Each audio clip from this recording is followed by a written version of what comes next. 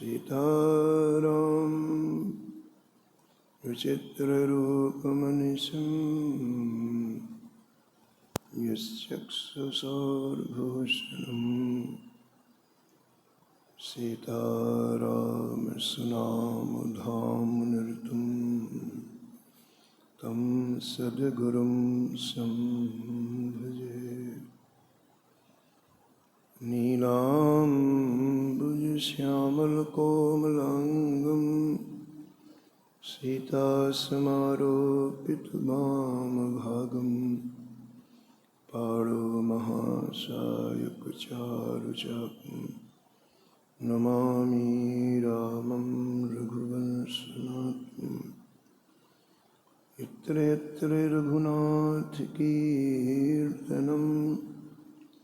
तत्र तत्र कृतमस्तकाञ्जलिं वाष्पवारि परिपूर्णलोचनं मारुतिं नमत राक्षसान्तकं।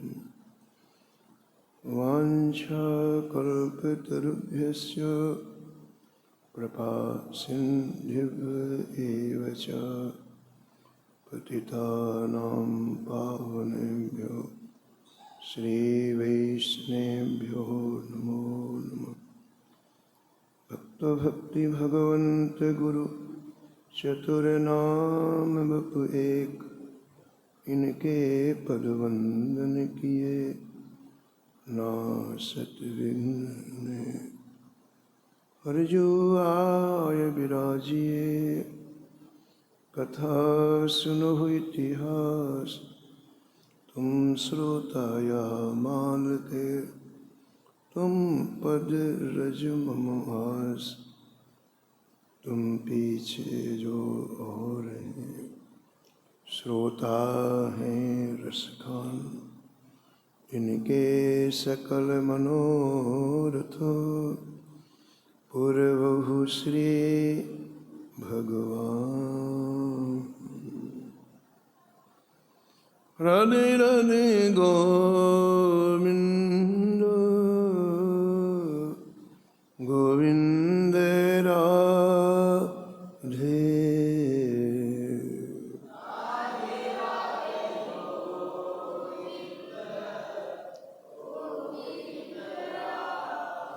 राधे राधे गोविंद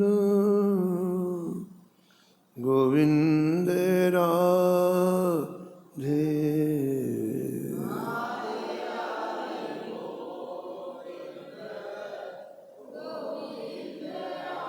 गोविंद राधे बोलो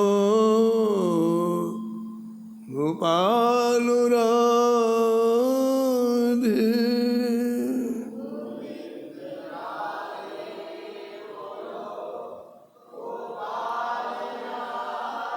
राधे राधे गोविंद गोविंद राधे।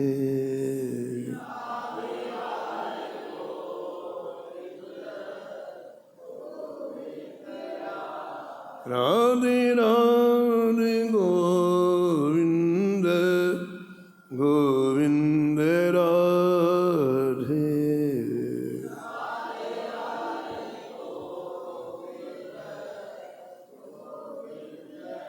गोविंद राधे बोलो गोपाल राधे।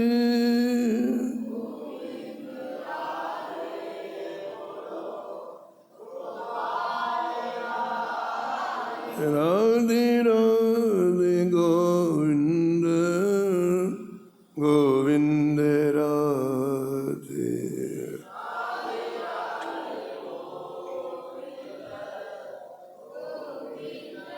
राधे राधे गोविंद गोविंद राधे।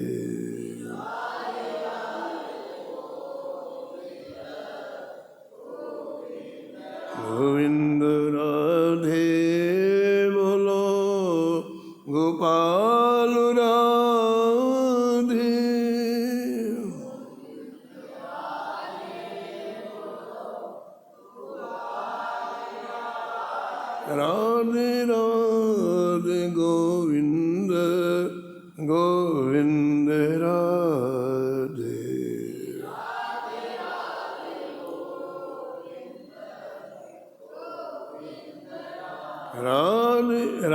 राधे गोविंद गोविंद राधे।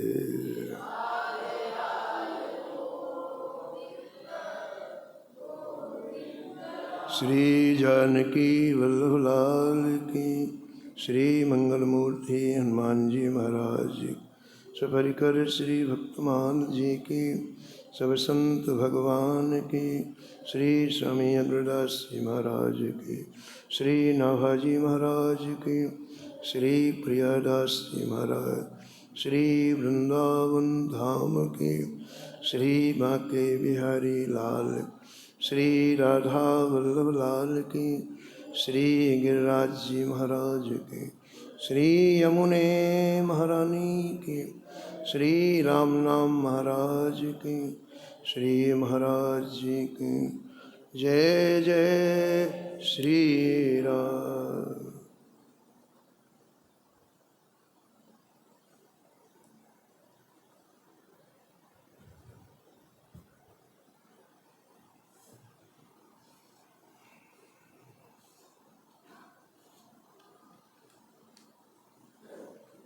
हरि से यस प्रीत हरिदास के,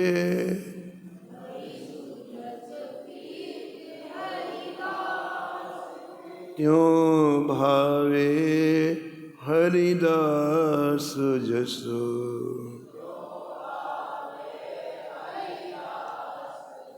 नेह परस पर अघटो निवहि चारो जुग आयो।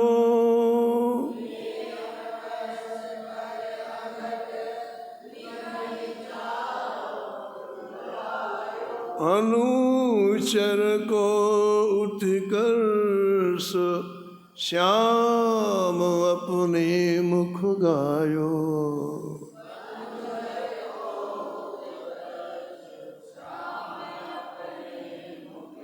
होत प्रोत अनुराग प्रीत सबहि जग जाने।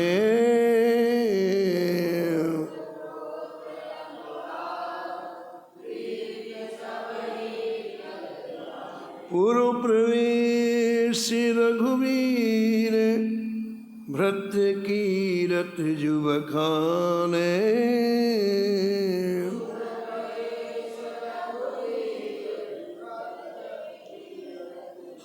अगर अनुग गुण वरण ते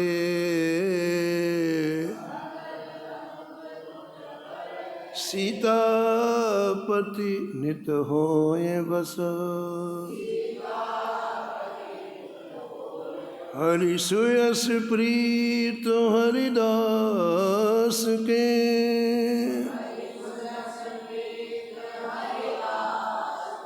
त्यों भावे हरिदास जसो। त्यों भावे हरिदास जसो। प्रातः स्मरणी परम वंदनी श्री भक्तमाल के रचयिता श्री नाभा गोस्वामी जी परम पावन ग्रंथ श्री भक्तमाल में भक्तों के दिव्य चरित्रों का वर्णन किया है। ये भक्तमाल के अंतिम छपे हैं और इनमें नाभाजी महाराज ने भक्त परत्व का वर्णन किया है।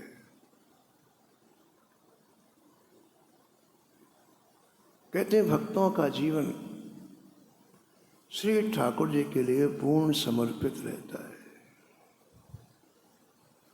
अनुराग से भरा रहता है, प्रेम से भरा रहता है। ओतप्रोत अनुराग। कल्पना करो आप कितना अच्छा जीवन होगा, न किसी से द्वेष, न किसी से दंभ, न किसी से ईर्ष्या, न किसी से मात्सर्य। कितना बढ़िया जीवन होगा। केवल अनुराग, केवल प्रेम, केवल अनुराग, केवल प्रेम। विश्व के सभी प्राणियों से प्रेम, सभी से।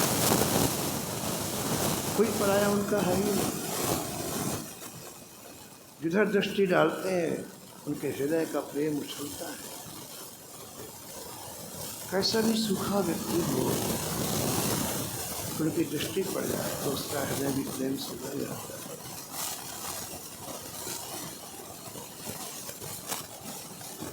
और इन्हीं के प्रेम का आस्वादन करने के लिए ठाकुर जी यहाँ आते हैं।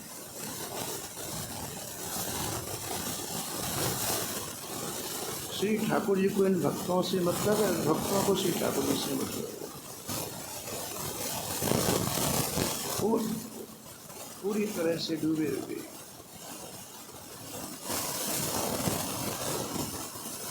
श्री नामा जी महाराज कहते हैं कि प्रीत सब ही जग जाने, संपूर्ण सृष्टि जानती है कि श्री ठाकुर जी का और भक्त का आपस में कैसा अनुराग है।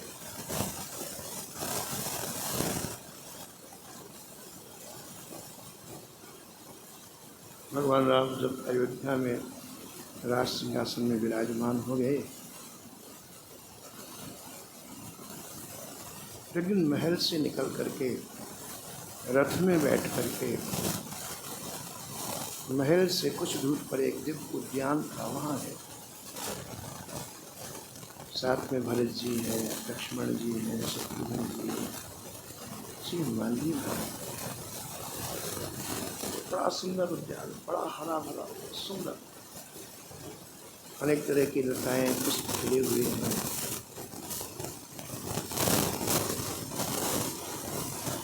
तो श्री ठाकुर जी वहाँ विराजमान।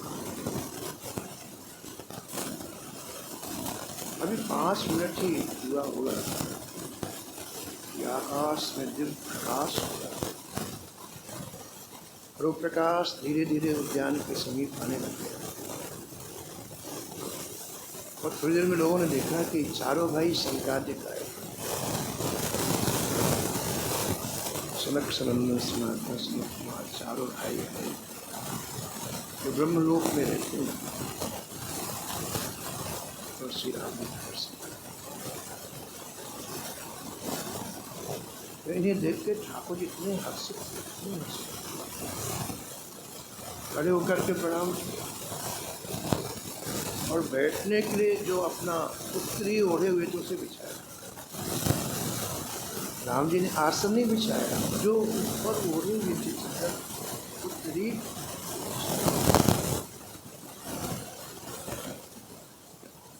लेकिन संकादित तो ठाकुर जी की रूह माधुरी देख ऐसा डूबे हुए थे, उन्होंने आसन का ख्याल न, दूसरा ख्याल श्री ठाकुर जी की रूह माधुरी में खोए हुए थे। और उस समय श्री ठाकुर जी ने इन संतों की बड़ी प्रशंसा की और कहा वो सौभाग्य के क्षण होते हैं जिन क्षणों में कोई संत हमारे सामने होता है। धन्य घड़ी सुई जब सत्संग, सब घड़ी धन्य नहीं है, सब समय अच्छा नहीं है। भगवान कहते हैं हमारी दृष्टि के सामने कोई संत होता है, बड़ा वैल्यूएबल समय, बड़ा महत्वपूर्ण समय होता है। भगवान ने आज इतनी प्रशंसा की संतों की, तो सब भाई आश्चर्य में देखते रहे। दर्शन करके संकादिक चले गए तो भरत जी से नींद आ गया। श्री भरत जी ने श्री ठाकुर जी के चरणों में पहले प्रणाम किया और कहा जय जय, आज आपने श्री मुख से संत की इतनी महिमा कही है,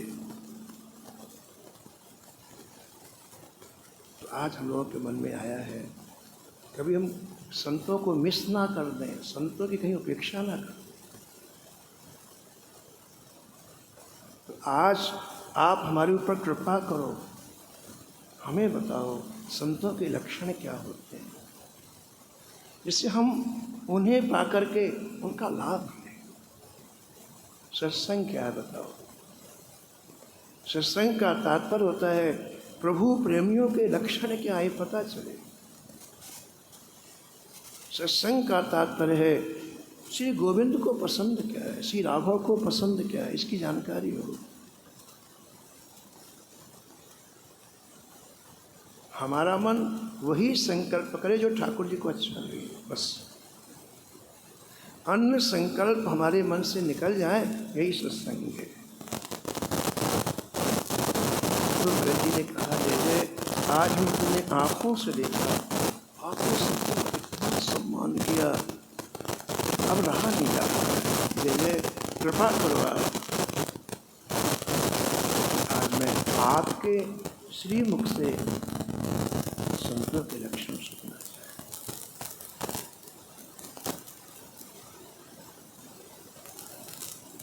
तो भगवान श्री राम ने कहा, अच्छा भरत सुनो, संतन के लक्षण सुनु भ्राता, संतन के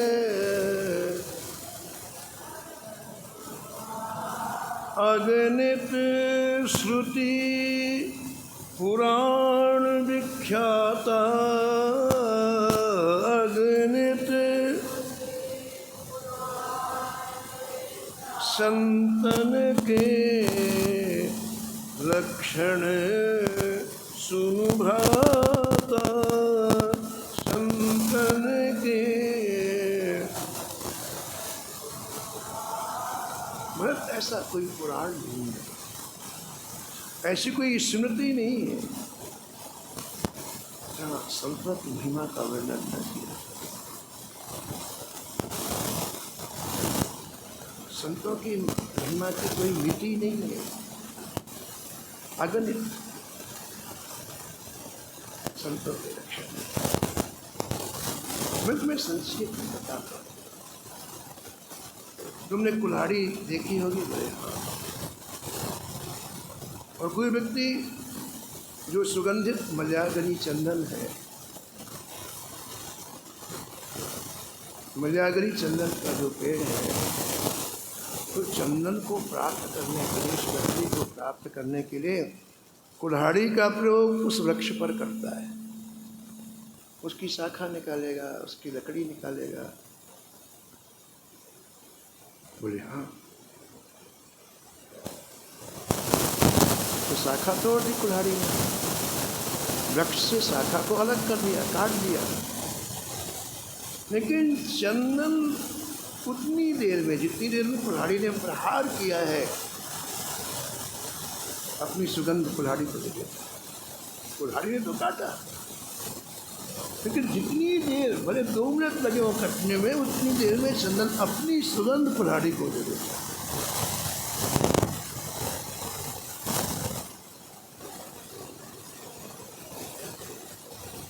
यही संतों का लक्ष्य है। कोई किसी फंस गया, लेकिन उसको वो अपनी सीख लो, और उनके पास क्या होता हुआ, रामस्य नाम रूपम चा लीला धाम। जैसे चंदन के पास सुगंधी है वो दे देता है, ऐसे संतों का हृदय लबालब इन 4 से भरा हुआ है। भगवान के नाम, भगवान की रूप, भगवान की लीला माधुरी, भगवान की धाम माधुरी। तो व्यक्ति कैसे भी आए, अरे संत से दे दे।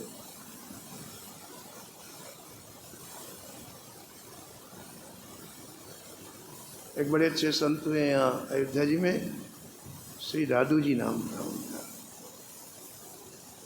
उनका बड़ा विचित्र नियम महाराज जी, कि जब तक कोई अतिथि नहीं आए तब तक वो भोजन ही नहीं करते। रोज कोई अतिथि आए तो भोजन बनता है, नहीं भोजन नहीं करता। अतिथि, संत ने कोई भी अतिथि आया, अतिथि किसे कहते हैं बताओ आप? जिसके जानने की तिथि ना हो कि कब आएगा। अब हमारा जिससे काम चलता है वो आ गया, वो अतिथि नहीं होता है। ये घर के रिश्तेदार अतिथि नहीं हो, जिसकी तिथि, जो हम, जिसको हमारा परिचय हो, जैसे हम जानते न हो, तो अतिथि है। तो जब कोई अतिथि आता तो प्रसाद बनता और खाते, तो कोई ना कोई आ जाता और प्रसाद बनता। एक बार ऐसी कड़ी परीक्षा हुई महाराज जी, 7 दिन तक अतिथि नहीं आए। 7 दिन निकल गए, इतवार सोमवार मंगल बुध, पूरे कोई नहीं आया। और दोनों महाराज दादू जी भी बैठे, नहीं आए, बनेंगे। भगवान को लगा कहीं मर न जाए, तो भगवान अतिथि बन के आए। आते जैसी जय श्री सीताराम, अपने नाम से हम ले रहे हैं, जय श्री सीताराम किया, एक अतिथि आए, हाथ जोड़ के कहा महाराज प्रसाद बनाओ। बहुत से लोग अपना बनाते हैं प्रसाद। तो श्री दादू जी ने कहा प्रसाद बनाओ, और सुनो आप प्रसाद बनाओगे तो हम दोनों, 2 मूर्ति थे, हम दोनों का भी बढ़ा लेना उसमें।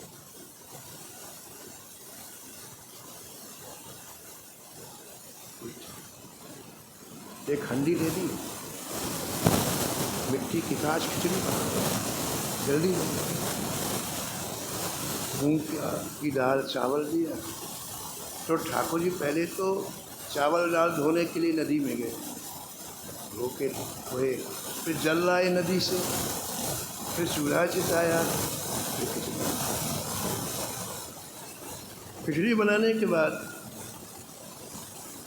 फिर भोग लगा ठाकुर जी का। और खिचड़ी जब परोसी गई,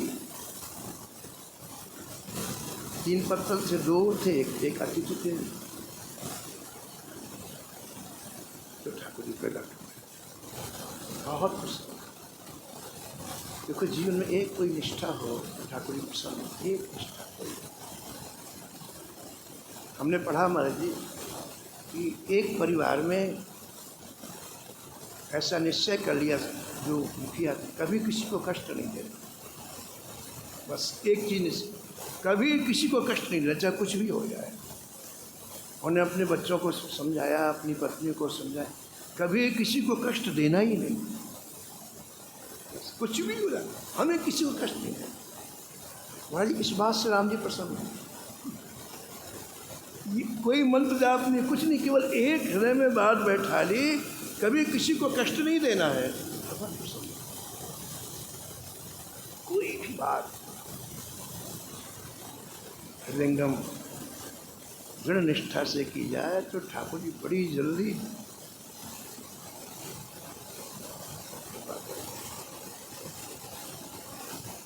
तो अतिथि में ऐसी निष्ठा देख के राम जी प्रकट हो गए। और प्रगट नहीं हुए, मतलब सिर पर हाथ रखते सब कुछ उन्हें प्राप्त, सब सृष्टि का ऐसा कोई तत्व नहीं जिसका उन्हें बोध न हो गया हो। उनके रोम रोम से नाम निकल गया और 24 घंटे राम जी का दर्शन तो चले गए। भगवान आप तो अंतर ध्यान हो गए, लेकिन धीरे धीरे इनकी बड़ी प्रसिद्धि हुई और हजारों लोग इनके दर्शन करने के लिए। तो लिखा हुआ है कि वहाँ पर एक बहुत विद्वान व्यक्ति रहते थे, इनके पास संपत्ति भी बहुत थी, प्रभाव भी बहुत था, धन भी बहुत था, सब कुछ।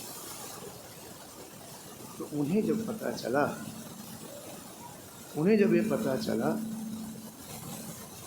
भाई यहाँ एक ये दादू करके कोई एक ऐसा व्यक्ति हमारे यहाँ, लोग हजारों लोग आते हैं दर्शन करने, तो मैं भी चलूँ दर्शन करने के लिए। तो उन्होंने घोड़े में जीन कसी, तो ऐसे थोड़ी आएंगे, सूटी बूट के और अच्छी तरह से रेशमी वस्त्र पहन करके, श्रृंगार करके, और संयोग की बात की जो दादू जी महात्मा थे, उनको स्नान करने के लिए स्नान करके लौटे थे, वो ऐसे लौटे थे इधर से वो उस विद्वान धनी संपत्ति व्यक्ति तो इधर से आ रहे, गली छोटी, तो इतना गुस्सा आया कि ये 2 कौड़ी का आदमी हमारे रास्ते के सामने आ गया। कुछ घोड़े के लिए चाबुक रखते हैं लोग, से घोड़े को डराते हैं तो घोड़ा तेज से चलता है, उसी चाबुक से। अभी तो बिल्कुल बेचारे सिकुड़े हुए थे, घोड़ा निकल जाए, और पीठ में एक चाबुक मारा, कस के चाबुक मारा। तो दादू जी कुछ नहीं किया और गाली देते हुए निकल गए आगे। हमारे सामने कैसे आ गया?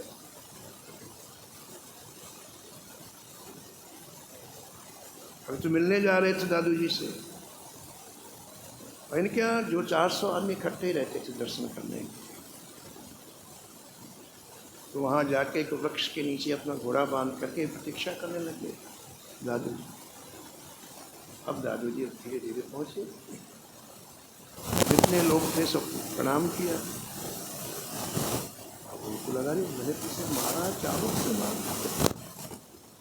अब बड़ा कुछ इन्हीं से मिलने के लिए मुझे नहीं पता था कि वही है। तो दादू जी बैठे, एक बार सबको देखा, उस व्यक्ति को भी देखा जो बहुत बुद्धिमान था, धन से युक्त था, बड़ा बलवान था। तो उसको बुलाया, आओ भाई।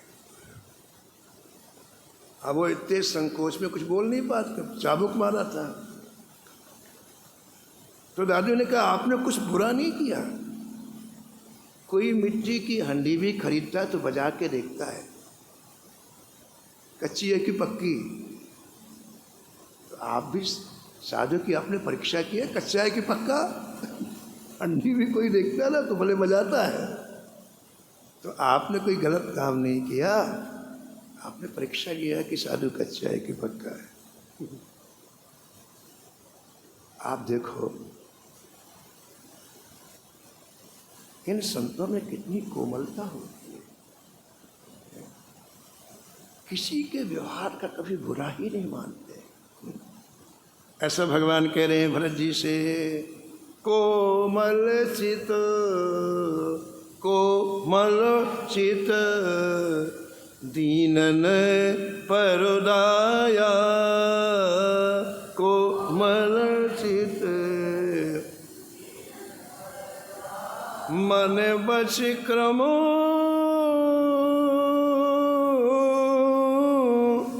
मम भगति अमाया, मन क्रम मम भगति अमाया, कोमल चित दीनन परदाया, कोमल चित।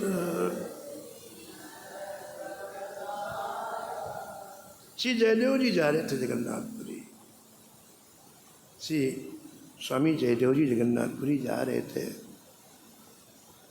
तो एक जगह भिक्षा मांगने के लिए गए, दोपहर थी, जहाँ दोपहर होती भिक्षा मांग लेते। जय जगदीश के रास्ते की बात, अभी जगन्नाथपुरी नहीं पहुंचे थे। तो एक स्त्री ने दरवाजा खोला और कहा महाराज यहीं बैठ के भिक्षा पालो आप। तो बैठ गए,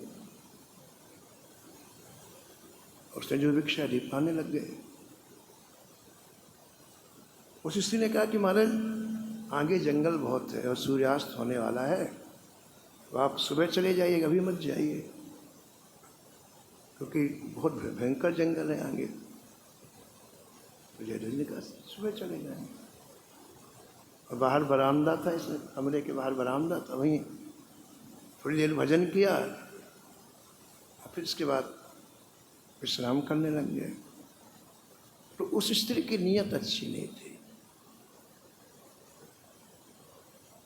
और वो दरवाज़ा खोल करके जयदेव जी के पास आई और कहा कि मुझे अपने साथ ले चलो।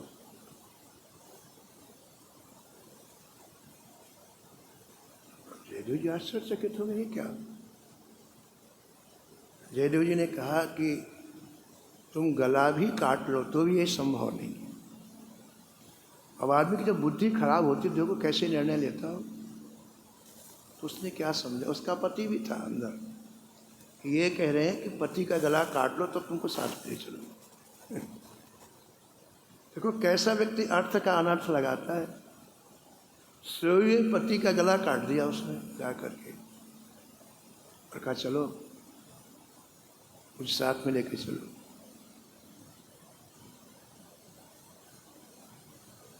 जयदेव जी ने जब पूरा विरोध किया तो उसने दूसरा ढंग अपनाया, ब्लैकमेल का।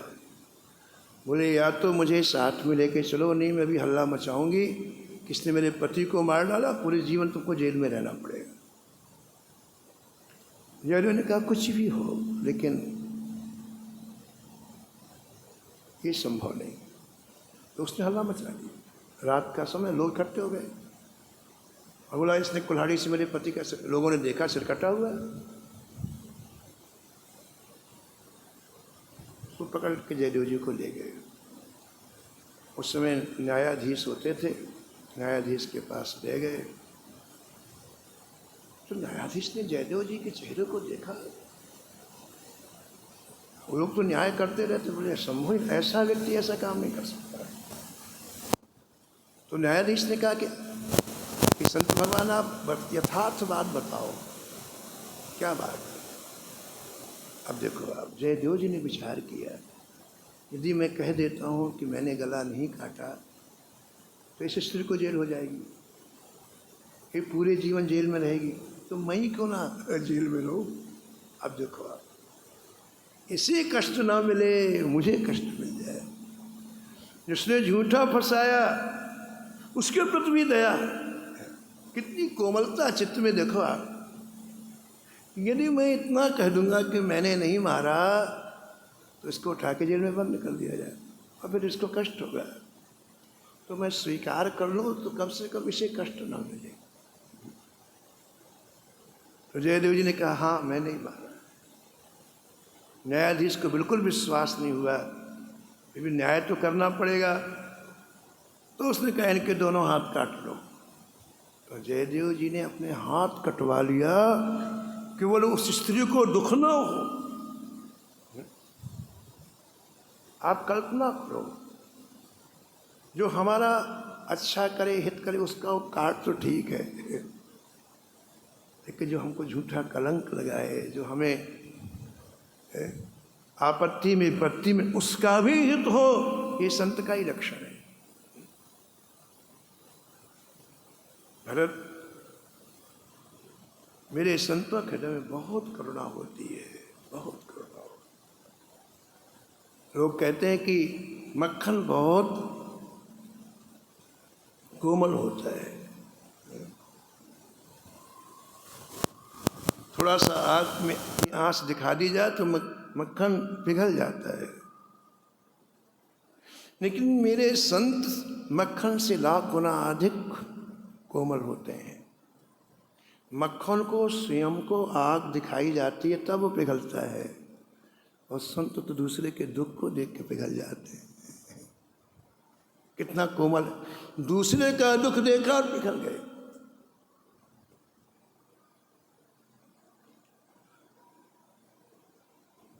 भक्तमाल जी में एक चतुर्भुज नाम के एक संत का चरित्र आया है कि चतुर्भुज जी सत्संग कर रहे थे, तो एक चोर चोरी करने के लिए निकला था। सुबह सुबह का समय, 10 बजे का समय था। अभी लोग अपनी अपनी दुकानें खोल ही रहे थे, 2-4 लोग अपनी दुकान खोल रहे थे, अभी सभी लोग नहीं आए थे। 2-3 दुकानें ही खुली हुई थी। तो चोर ये देख रहा था कि कैसे मौका मिले और मैं अपना काम करूं। तो एक दुकान के बाहर खड़ा हो गया और बड़ी इत्मीनान से देखने लग गया। तो देखा कि जो दुकान का मालिक है, पहले उसने साफ सफाई की, फिर अपनी गद्दी जमाई, तो देखता रह गया। इसके बाद वो अपनी तिजोरी के पास गया, चाबी से तिजोरी खोली और 2 थैलियाँ जिसमें चांदी के 100-100 सिक्के थे, वो उठाकर गद्दी के पास रखा। इसलिए लोग रखते हैं कि अब ग्राहक आएंगे तो बार बार तिजोरी नहीं खोलना पड़ेगा, किसी को पैसे देना है उसमें तो उसमें से निकाल के देंगे, पूरा हिसाब किताब कर, तो कुछ पैसे पहले रख लेते हैं। तो उसने दोनों थैलियां रखी और फिर तिजोरी का ताला बंद करने के लिए गया, और इसने में वो सामने खड़ा 1 मिनट के अंदर आया, दोनों हाथ थैलियों को पकड़ा, 1 2 3। अभी वो तिजोरी का ताला लगा नहीं पाया था, इतने कम समय में दोनों थैलियों को पकड़ा। 9 2 11। अब रात की बात होती तो दिखाई नहीं पड़ता, दिन में तो दिखाई पड़ता है, ये जा रहा है। तो दुकान छोड़ के भागा और चिल्लाया कि भैया चोर चोर चोर। तो फिर 4-5 दुकानें जो खुली थी उनके लोग भी दौड़े। सोचा कि हाँ, यदि हम नहीं दौड़ेंगे तो कल के दिन हमारे यहाँ चोरी होगी, कोई नहीं आएगा, वो भी दौड़े। तो करीब 10 लोग उस चोर के पीछे पीछे दौड़े। लेकिन अब ये सेठों का रोज रोज दौड़ना थोड़ी होता है, कभी साल में 1 बार दौड़ते हैं, और चोर का तो अभ्यास महाराज रोज दौड़ता हो। 1 मिनट में वहाँ फिर वहाँ फिर वहाँ, थक गए ये लोग। उसने आगे जाके देखा कि आ रहे कि नहीं, तो नहीं दिखाई पड़े। बोले अब आराम से चलो। और 5-10 कदम आगे चतुर्भुज का सत्संग चल रहा था। थक गया था बेचारा, बोले यहाँ पंखा चल रहा है, यहाँ ठीक है, बैठो, थोड़ा आराम मिल जाएगा। तो जाके बैठ गया सत्संग में। उसको सत्संग से मतलब नहीं, आराम से मतलब था। बिल्कुल शांत वातावरण, हवा भी आ रही थी, तो बैठ गया। भाई अब बैठा तो कुछ ना कुछ तो सुनाई पड़ेगा ही ना। यहाँ कोई चाहे बिना मन के आए चाहे मन के, बैठ गया तो कुछ ना कुछ तो सुनाई पड़ेगा कि नहीं पड़ेगा। मतलब बिना मन के बैठा है। तो चोर भी बिना मन के बैठा था, तो उसके कान में एक शब्द सुनाई पड़ा, जो व्यास जी जो चतुर्भुज दास जी कह रहे थे। किसी प्रसंग में वो कह रहे थे कि देखो भाई, जिस क्षण व्यक्ति गुरुदेव भगवान से दीक्षा ले लेता है उसका नया जन्म हो जाता है। कल इतना कहा, जिस क्षण व्यक्ति गुरुदेव भगवान से जन्म ले लेता है उसका नया जन्म हो जाता है।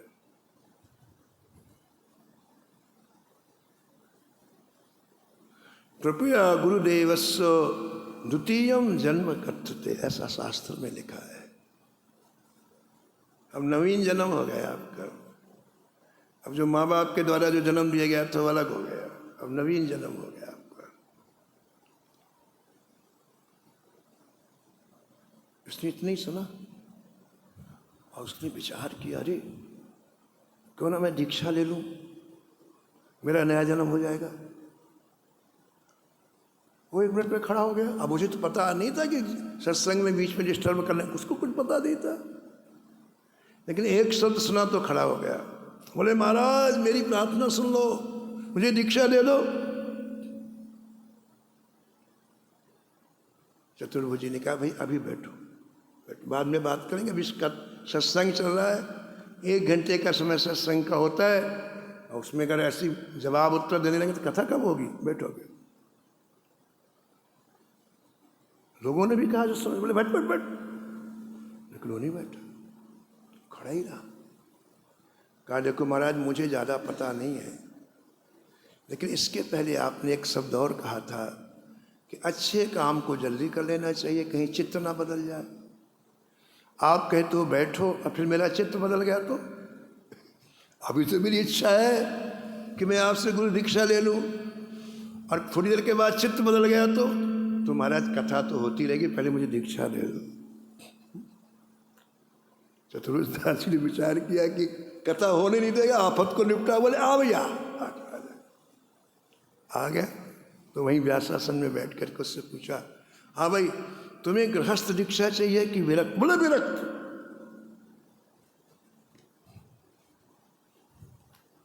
तो तुरंत उसको दीक्षा दी, पंच संस्कार किया, और उसको वस्त्र दिया विरक्त वाले पहनने के लिए। अब व्रत लोग गाती लगाते हैं, लपेट करके गांठी आठी बांधते हैं, वाले तिलक लगाया, भला कंठी पहन ली, माला भी लगी उसको 1000 मणियों वाली। अब बना माला जप रहा बैठो, कथा चल रही। और वो सेठ लोग जिनके यहाँ चोरी की थी वो भी पक्के थे महाराज, कच्चे नहीं थे। उन्होंने कहा भैया भले भग गया है वो, लेकिन उसके पैर के निशान बने हुए हैं, अपन पैर के निशान से चलते कहीं ना कहीं तो मिलेगा ही।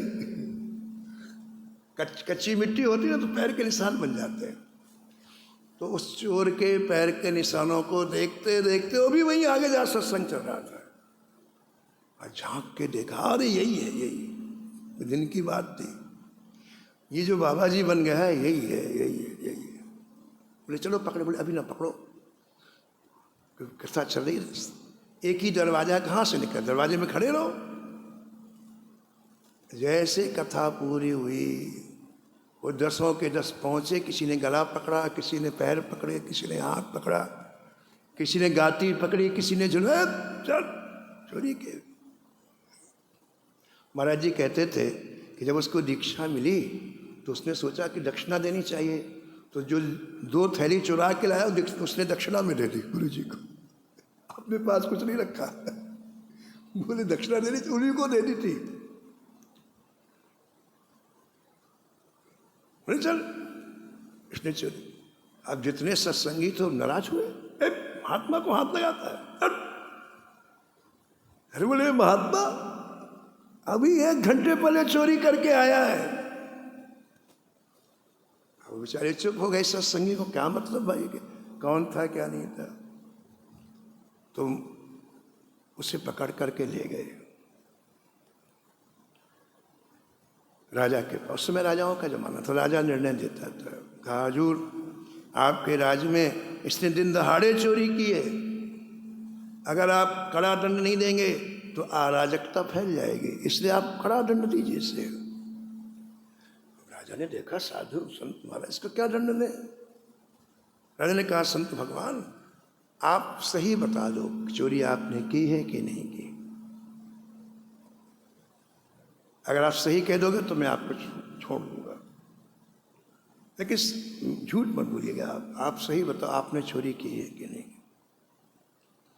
महात्मा ने कहा इस जन्म में हमने कोई चोरी नहीं की, इस जन्म में हमने। अरे वो व्यापारी वो जन्म 2 घंटे पहले चोरी की है, इस तो जन्म। तो फिर राजा पूछा देखो महात्मा जी आप सही सही बताओ आप। बोले राजन हमने इस जन्म में कोई चोरी नहीं की। तो चिढ़ गया राजा, ठीक है मैं अभी परीक्षा लेता हूँ, आपने चोरी की है कि अभी परीक्षा लेता हूँ। जल्लादों को बुलवाया राजाओं के यहाँ सब लोग रहते हैं। बोले जाओ कोयले में आग लगाओ, और जब लाल कोयला हो जाए तो एक लोहे का टुकड़ा 1 फुट लंबा 1 फुट चौड़ा लोहे का टुकड़ा उसको गर्म करो उसमें, और जब वो लोहे का टुकड़ा लाल हो जाए आग में तो लेकर के आओ मेरे पास। जल्लाद लोगों का काम ही है, राजा जो कहेगा वो करना है। वो लाल लाल टुकड़ा लेकर के आए लोहे का। राजा ने कहा देख लो महात्मा अभी भी सोच लो, ये लोहे का टुकड़ा मैं तुम्हारी हथेली में रखाऊंगा, अगर तुमने चोरी की है तो तुम्हारा हाथ जल जाएगा, और चोरी नहीं की तुम्हारा हाथ नहीं जलेगा। देख लो अभी भी देख लो। तो उस चोर जो महात्मा बन गया वो तीसरी बार बोला मैंने इस जन्म में कोई चोरी नहीं की। हाथ फैलाओ, हाथ फैला दिया, और हाथ फैलाते समय उसने आंख बंद करके ठाकुर जी से कहा कि हे नाथ यदि आपके शास्त्र पुराण सही हैं, यदि आपके शास्त्र पुराण सही हैं कि दीक्षा लेने के बाद नया जन्म हो जाता है, तो मेरा रोमा भी नहीं जलना चाहिए, और शास्त्र पुराण गलत हो तो कुछ भी हो जाए।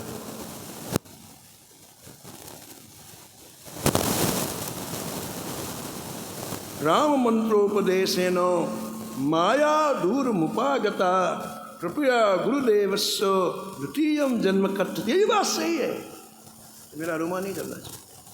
बड़े रख दो।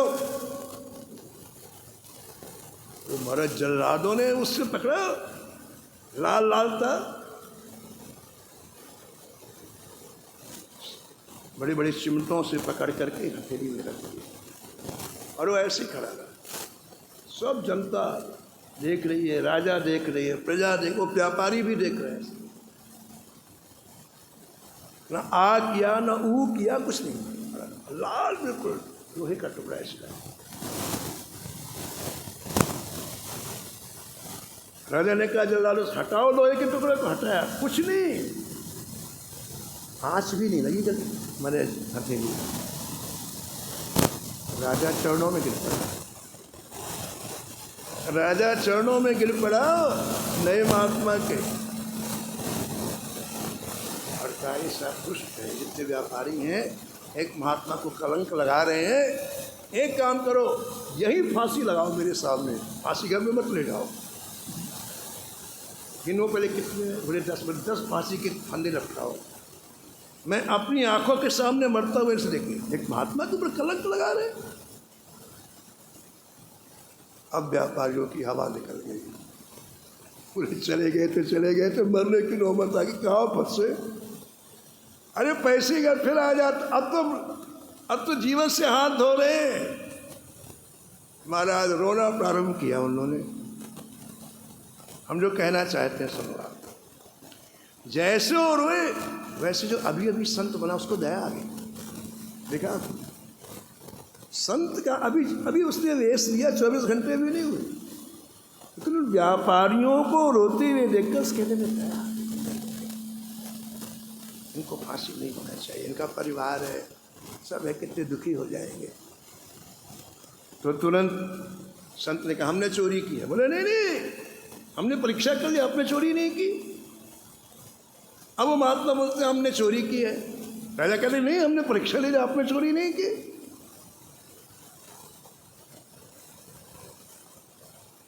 तो महात्मा बोले राजन, वस्तुतः मैंने चोरी की है, लेकिन सत्संग का एक वाक्य मेरे अंदर चला गया कि दीक्षा लेने के बाद नया जन्म हो जाता है, और मुझे इसमें विश्वास हो गया कि शास्त्र पुराण कभी गलत नहीं होते।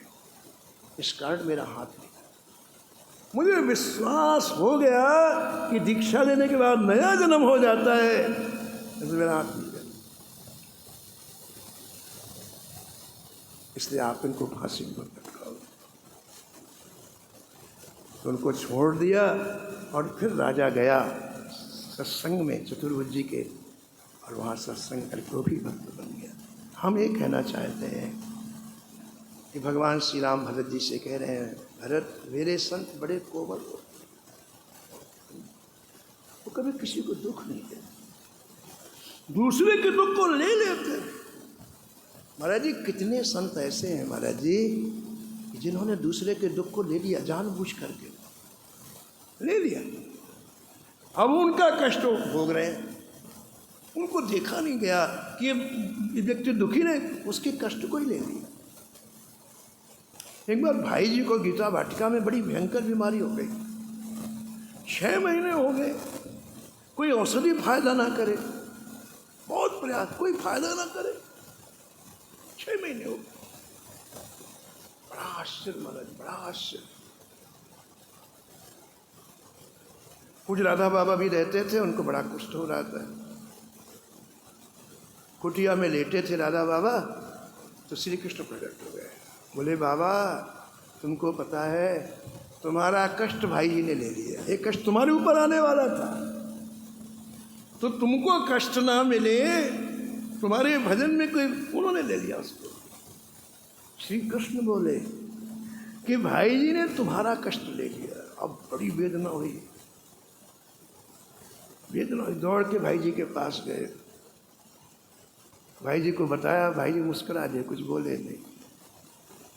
कितने कोमल होते हैं, कोमल चित दीनन परदाया,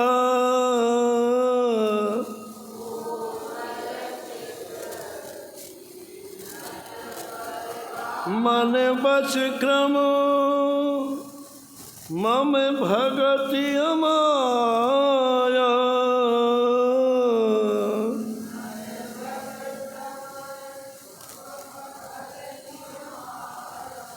सृष्टि में सबसे दुर्लभ चीज है ऐसे संत का दर्शन जिनके मन क्रम वचन में माया का प्रवेश न हो। अमाया सब ते सो दुर्लभ खगर आया। ये कौन कह रहे हैं? कहा गोस्वामी जी की सृष्टि में सबसे दुर्लभ चीज क्या है? सब ते सो दुर्लभ खगर आया, राम भगति रत गत मद माया। राम भगत रत गत मद माया। भगवान श्री राम कहते हैं कि संत मन वचन और कर्म से अमायक होते हैं। उनके मन वचन कर्म में माया का प्रवेश नहीं रहता है। भरत, उन्हें तो निंदा विक्षेप डाल सकती है और ना सम्मान उन्हें विक्षेप डाल सकता है। होता क्या, सम्मान हो तुम बड़े खुश होते हैं और निंदा हो तुम विक्षिप्त हो जाते हैं। ये संतों में नहीं रहता है। निंदा स्तुति उभय सम। जिस तरह वो अपनी प्रशंसा को देखते हैं वैसी निंदा को भी देखते हैं। अब प्रश्न होता है ऐसा क्यों होता बताओ? हमें कोई अच्छा कहता तो कितनी खुशी होती है, कोई बुरा कहता तो कितना दुख लगता है, कोई गाली देता तो कितना दुख लगता है। इनको ऐसा क्यों होता है कि निंदा और स्तुति दोनों बराबर लगती है? बड़ी अच्छी बात कहा। उनको अपने शरीर से प्रेम नहीं होता है, मेरे चरणों में प्रेम होता है। ममता मम पद के, जो हमें अपने शरीर से प्रेम होता है तो कोई गाली देगा तो हम लड़ने को दौड़ पड़ेंगे, कोई स्तुति करेगा प्रशंसा करेगा तो उसे हम भोजन कराएंगे। लेकिन शरीर से उठे हुए रहते हैं। ममता शरीर में नहीं, श्री ठाकुर जी कहते हैं मेरे चरणों में रहती है, इसलिए दोनों का कोई असर नहीं होता। हमारे वृंदावन में भक्तमाल के विश्वता में परम पूजन तस्वीर श्री जगन्नाथ प्रसाद भक्तमाली जी के चरित्र में ऐसा सुनने को मिलता है कि वो अपने जन्मभूमि में हर साल उत्सव मनाते थे।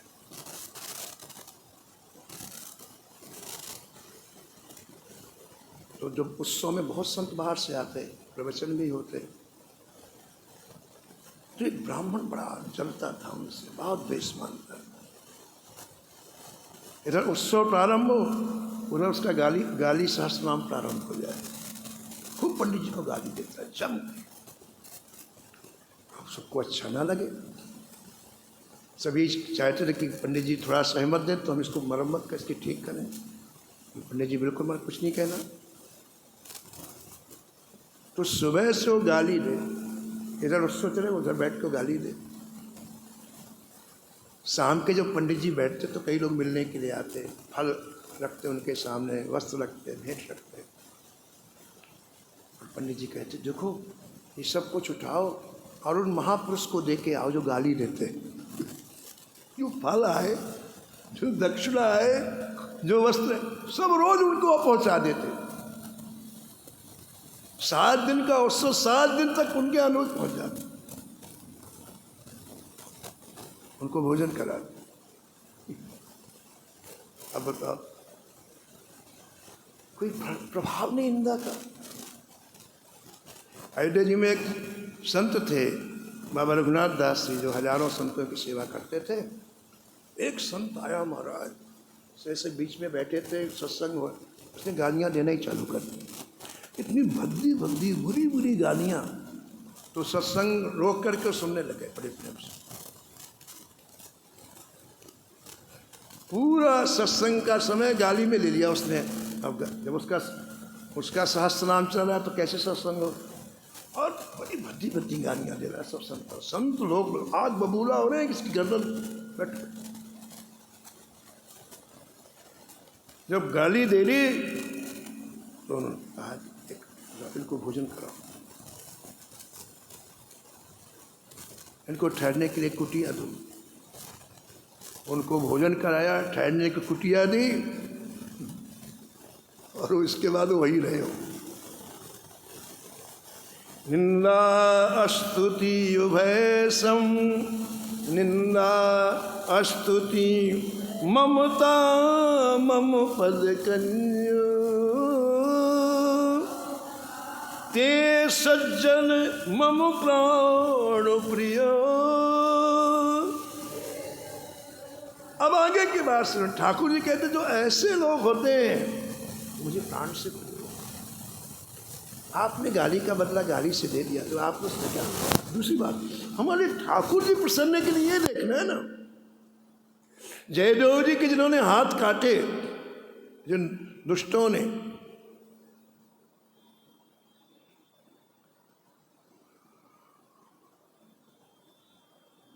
वो भी हमने कथा सुनी, वो जयदेव जी की, वो सदन जी की थी, भूल से जयदेव जी का नाम आ गया। सदन जी के हाथ काटे थे वहाँ पर। जयदेव जी के जिन दुष्टों ने हाथ काटे, तो एक बार वो जिस राजा के हाथ जयदेव जी तो पहुँच गए, उन्होंने देखा अरे हमने जिसके हाथ काटे वे तो वही है, अब क्या करें, यहाँ से भग भी नहीं सकते, अब हमको मरवा डालेगा, अब हमको ये निश्चित रूप से मरवा देगा। लेकिन क्या बात है, जयदेव जी ने राजा को बुलाया। एक बोले बहुत बड़े महात्मा हैं, जितने महात्मा हैं इनसे बड़ा कोई नहीं, इसलिए इनकी सेवा तुम स्वयं करो। बाकी लोगों की सेवा करने के लिए तो लोग लगे थे, ये जो दुष्ट थे जिन्होंने हाथ पैर काटा, उनकी सेवा में राजा को नियुक्त कर दिया श्री जयदेव जी ने, राजा को नियुक्त कर दिया।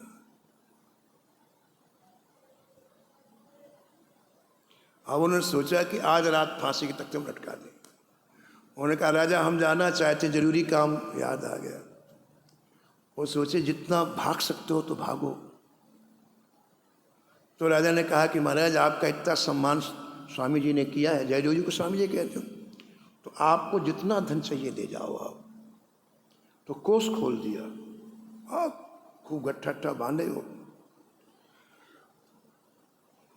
तो राजा ने 10 आदमी कर दिया पहुंचाने के, ले जाओ जहाँ इनका आश्रम हो वहाँ पहुंचा देना। काहे का आश्रम, तो चोर चक्के थे, साधु का वेश बना के आए थे।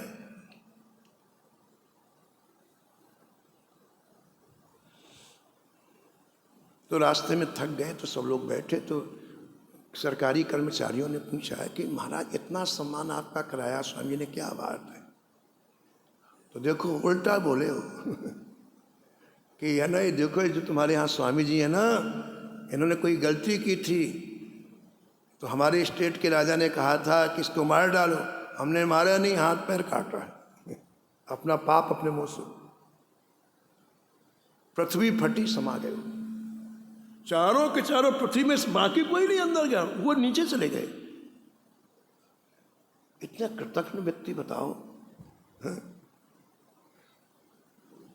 तो उनको बड़ा आश्चर्य हुआ। सरकारी कर्मचारी वापस आए और जयदेव जी को बतलाया, तो जयदेव जी दुख के मारे राम राम, उनका शरीर पूरा हो गया, तो व्याकुल होकर के जमीन में लौटने लगे। तो नए हाथ पैर निकल आए जयदेव जी, हाथ नए निकल आए, पैर भी निकल आए। अब उनको और आश्चर्य, राजा के पास, महाराज स्वामी जी के नए हाथ पैर निकल आए। राजा दौड़ता हुआ है, अरे क्या हुआ। जब कई बार राजा ने पूछा तो उन्हें बताया कि ऐसा ऐसा होते, और उनके चले जाने का हमें कष्ट हुआ, तो हमारे ठाकुर जी नए हाथ पैर निकल। अब राजा, महाराज क्यों नहीं बताया आपने पहले, मैं उनको एक एक उसका ऐसा दंड देता, एक एक अंग के 1000 टुकड़े कर, आपने पहले को नहीं बताया कई हाथ पैर। तो हमें जो कहना वही कहना। जयदेव जी ने जो कहा देखो भैया, हम उसके टुकड़े टुकड़े करा देते, इससे हमारी ठाकुर जी खुश थोड़ी होती। हमारा उद्देश्य ठाकुर जी को खुश करना है। जासो रीझत रसिक नरेश, ये भक्त का लक्ष्य होना चाहिए। किसी को मारना, किसी को गाली देना, किसी को सामान्य बात, लेकिन इससे हमारे ठाकुर जी खुश होंगे कि नहीं, ये भक्त के सामने हमेशा होना चाहिए। और भगवान कभी इससे खुश नहीं होते हैं। तो यहाँ श्री ठाकुर जी कह रहे हैं कि जो किसी की निंदा और स्तुति को बराबर मानता है वो मुझे प्राणप्रिय होता है। ये ठाकुर जी कह रहे हैं, ते सज्जन मम प्राण प्रिय, ते सज्जन गुण मंदिर सुख पुंज, गुण मंदिर सुख पुंज। ऐसे संतों के प्रति ठाकुर जी का अनुराग और संतों का श्री ठाकुर जी, यही ओतप्रोत अनुराग है, ऐसा नाभाजी ने वर्णन किया। शेष कथा आप आगे सुनो। जय जय श्याम जय जय श्याम, जय जय श्री वृंदावन धाम।